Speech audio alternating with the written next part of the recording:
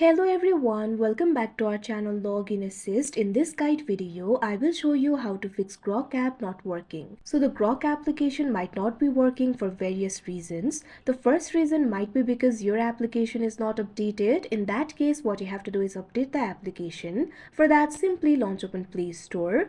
You can see over here Play Store has been opened. Tap on the search icon that you can see at the bottom right corner of your screen.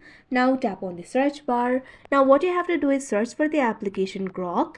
Now you'll be able to see the results over here. Simply tap on the Grok application.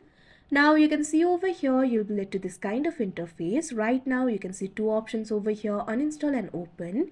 If your application is not updated, instead of open option you'll be able to find the option for update. All you have to do is tap on it. After that, your application should start working. But if your application is still not working, what you can do is try clearing the cache of the application. For that, what you have to do is launch open the app library of your device. Now find the application for Grok. Once you find it, long press on it. Now tap on the option App Info. Now you'll be led to the App Info interface of Grok. You'll be able to find several options over here.